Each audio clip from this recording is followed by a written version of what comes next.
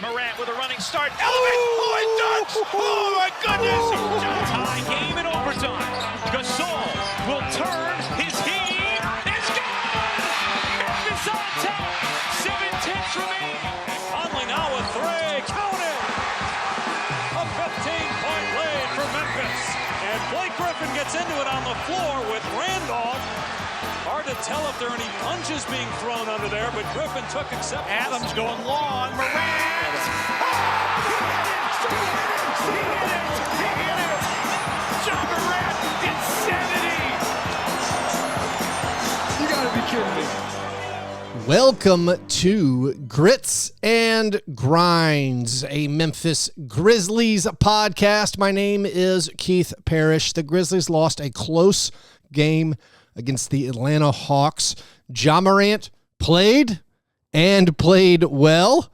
2 straight games for Ja Morant now as the team returned from their trip to Europe. They did lose for the 3rd straight time at home to the Hawks, but it was a good performance from Ja Morant, and it came down to a final shot where maybe a little controversy that the Grizzlies should have called a timeout, but Ja Morant played well. Grizzlies still lose, and we also have no resolutions about Ja Morant's future in Memphis, although it does feel like maybe it's starting to trend back towards stay in Memphis, not necessarily because of anything Ja Morant has said or done, but just because there's no appetite or demand for Ja Morant's services in the league. We can talk more about that in a second, but today's episode, let's talk about this game, an exciting game against the Atlanta Hawks. Before I do, just a reminder, we're having a watch party in Nashville on Friday night. The snow is not supposed to start until Saturday.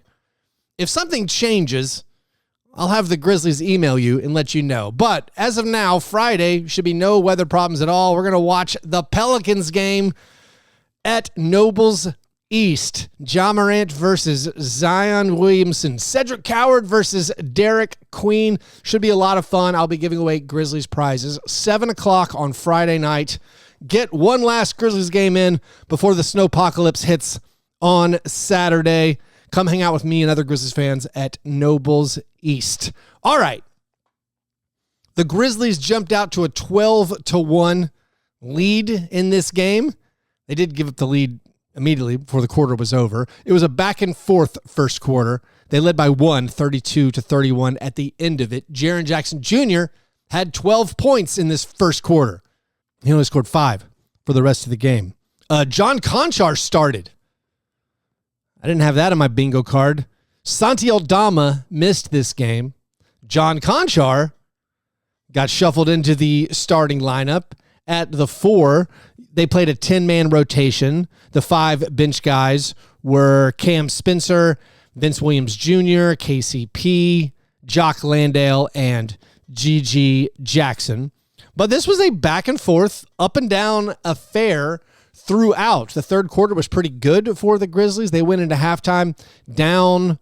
They turned an 8-point deficit into a 5-point lead in this third quarter. Jalen Wells, who'd been quiet of late, had 12 points in that third quarter. He finished with 18. Ends up being a 1-point game going into the fourth quarter. Big picture in the fourth quarter. Unfortunately, the Hawks made 7 out of 11 3-point attempts in the fourth quarter. The Hawks made 9 field goals in the fourth quarter. 7 of them were from the 3-point line. Nickeil Alexander-Walker got hot.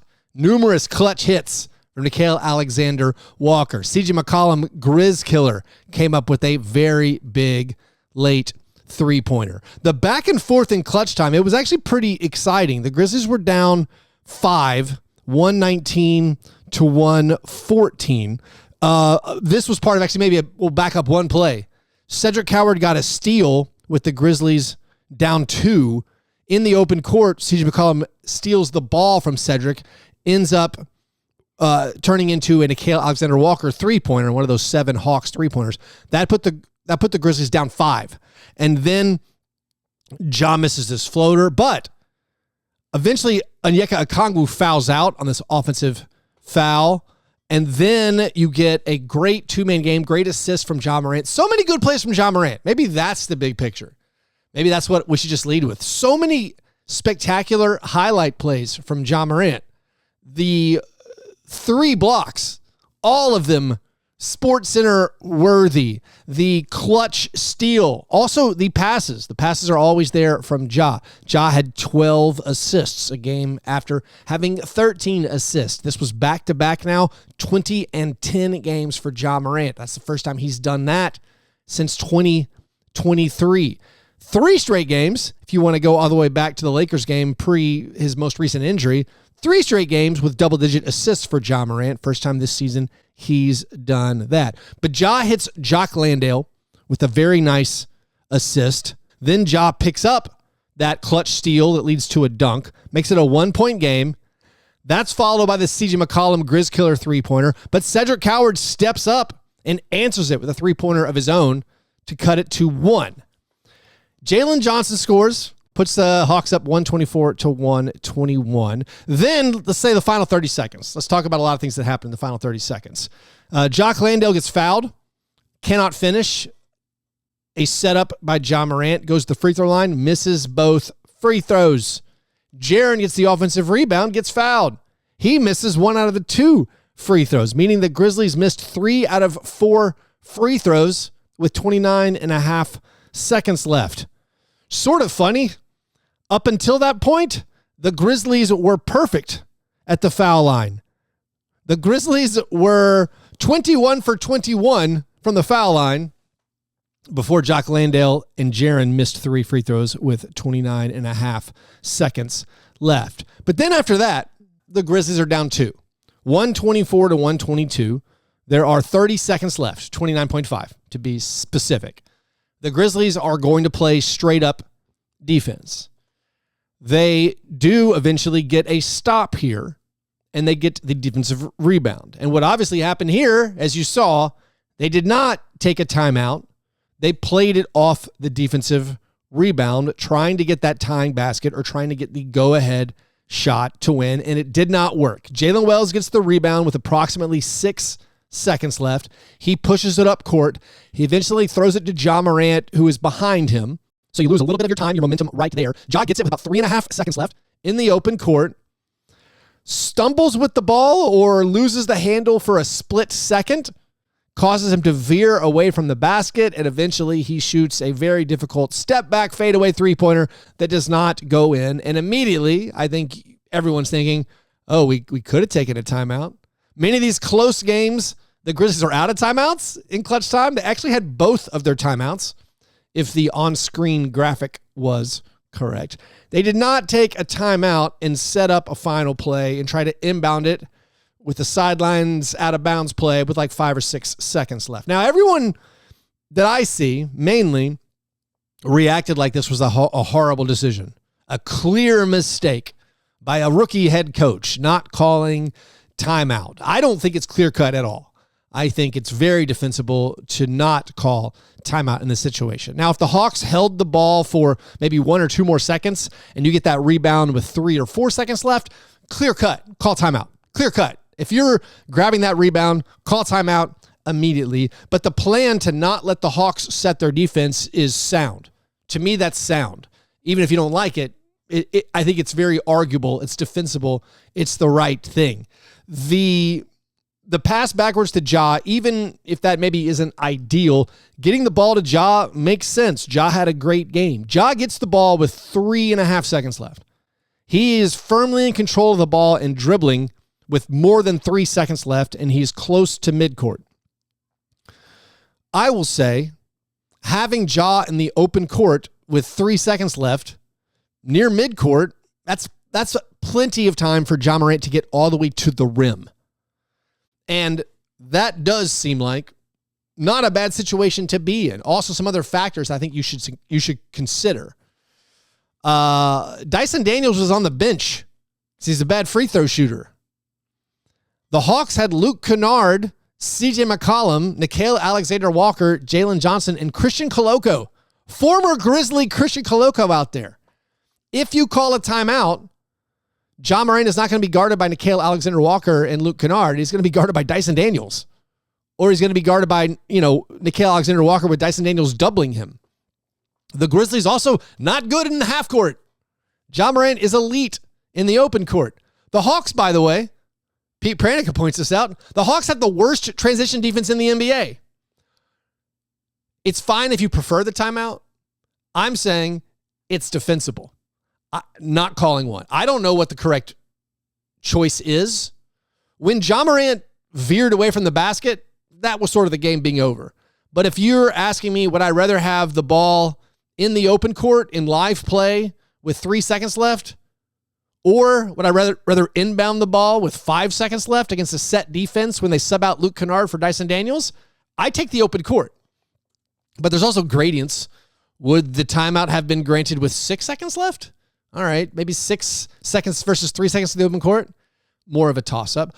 All I'm saying is it's defensible. It's not like this plain, oh, we definitely should have done this. I do not have that conviction that there was a definite right answer in this situation. Even if you, like, when you pass the ball backwards to Ja at that point, I still don't think a timeout. You're supposed to call timeout there, and then 3 seconds left, and then you have to use another timeout to advance it because you'd be throwing it in the backcourt. Not clear cut. Also, both situations, you're more than likely not to score. Okay? What are your odds of scoring on a sideline out of bounds play from stopped play against a set defense where they get a sub in their better defenders? You know, you're less than 50% of the time you're going to score. It's probably closer to like 30, maybe even lower than that. So both scenarios, you were unlikely to score. I think the choice to not call timeout probably had just as good of odds of scoring than calling timeout would have. And again, in retrospect, it's easy to say that, like, split second, oh, hey, if we get the rebound with under 7 seconds left, we need to call timeout, which is what happened. You know, maybe, I don't know.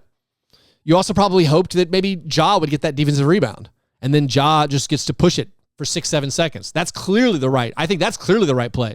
If you knew Ja was going to get the defensive rebound, but you don't know those things until the play actually happens. So I am sympathetic to the lack of a timeout call. Ja Morant said post-game he feels for Coach. The open court is where he excels, where Ja Morant excels, not Thomas Isolo. I don't know very much about Thomas Isolo's open court game, but they hoped maybe the Hawks would shoot a little bit sooner. You know, I get it. It feels like maybe a chance where you could have set up the play. I don't know the right answer.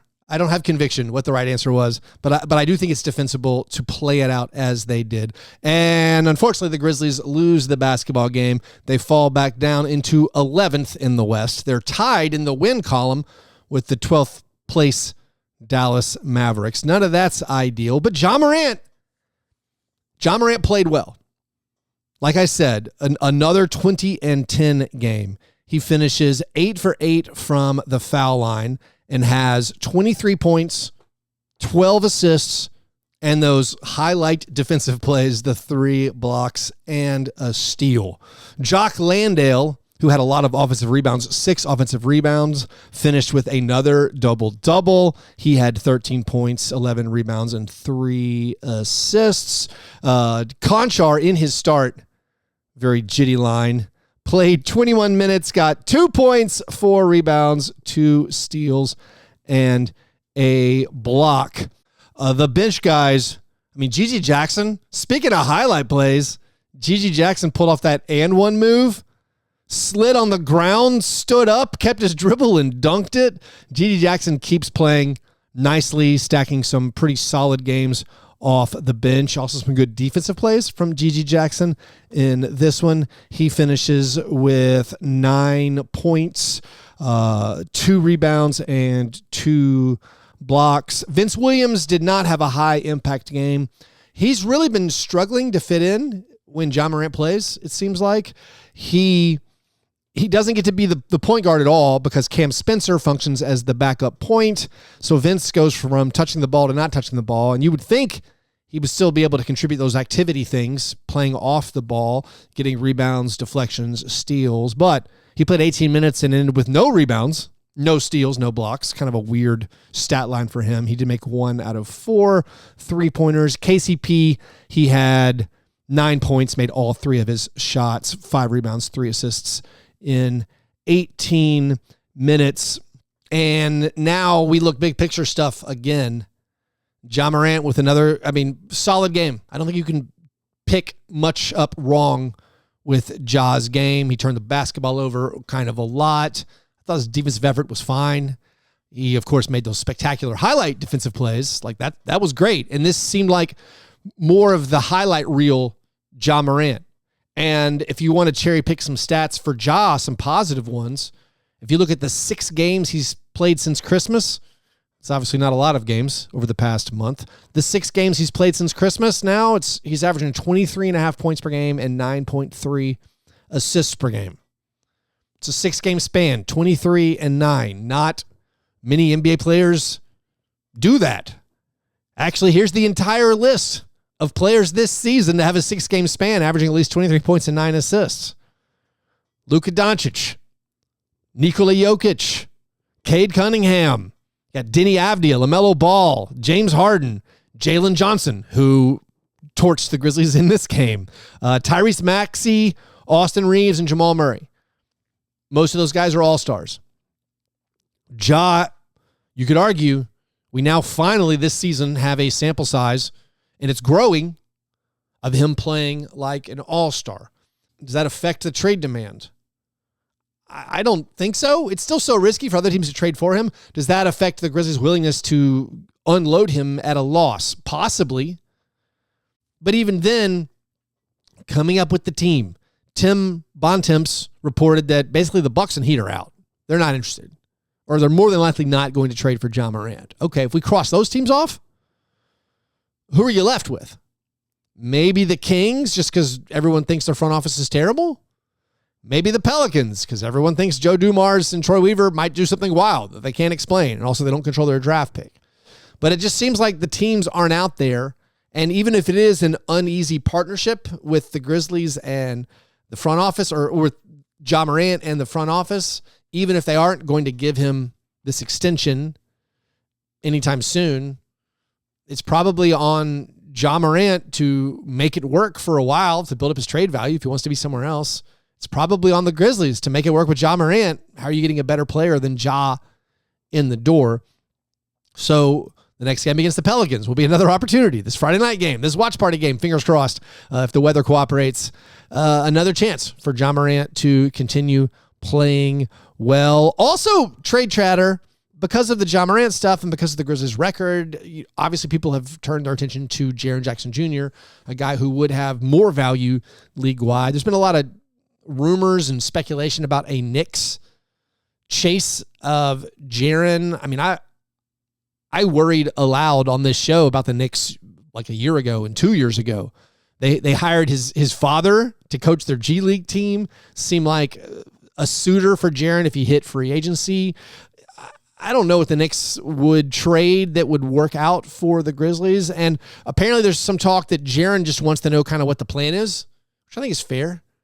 Maybe there's some speculation that Ja Morant wants to know what the plan is. Like, why do you keep trading away the good players? What's the plan here in Memphis?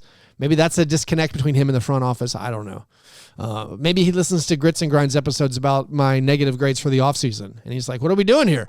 Why aren't we trying to win more? I kid. But I guess that's all for today. The Grizzlies lose a close game. The season isn't going great. Maybe Ja Morant will be here after the trade deadline and actually gets to play with Zach Edey when he returns. Ty Jerome is supposed to come back soon this month. We're running out of days in January. So the expectation was that Ty Jerome would come back this month. So we'll keep our eyes peeled for that. Anyways, thanks everybody for listening. If you want more from me, if you want to join the listener Slack channel, do that at patreon.com/fastbreakbreakfast. Thanks to everybody who listens over there. All right. Have a great Thursday. I'll talk to you soon. Go Grizz.